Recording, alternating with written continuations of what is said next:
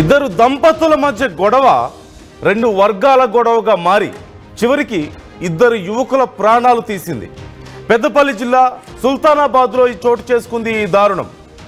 సుంగ్లాంపల్లిలో దంపతుల వివాదం పరిష్కారానికి గ్రామ పెద్దల సమక్షంలో పంచాయతీ ఏర్పాటు చేశారు.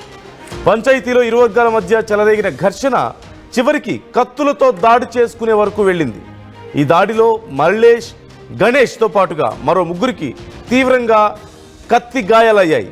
తీవ్ర రక్తస్రావంతో స్పాట్లోనే మల్లేష్, గణేష్ ప్రాణాలు వదిలినట్లుగా తెలుస్తోంది.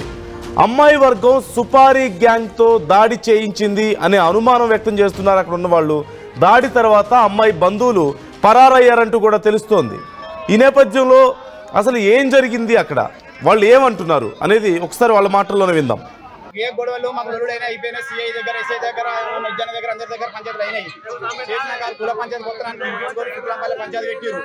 పంచాయతీ పెట్టి తెచ్చేసుకొని చిక్కులు 50 మంది తెచ్చుకున్నారు. తెచ్చుకొని చంపిన వాళ్ళు చంపయ్య హనుమంతు, ముస్లిం అల్తాఫ్ తమ్ముడు. వీరికి మీకు ఏమన్నా గతంలో ఏమన్నా గొడవలు ఉన్నాయి? మాకు ఫస్ట్ ఏం గొడవలు, మా భార్య భర్తలలో దేవుని చేసుకుంటాం పిలిపించి మమ్మల్ని కేసులు అయినాయి, లెక్క అయినా కేసులు అయినాయి. ఆల్రెడీ కేసులు అయినా భార్య రావడం లేదని చెప్పేసి కుల పంచాయతీ వచ్చినాం.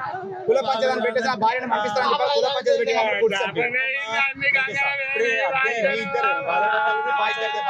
మారయ్య, లక్ష్మి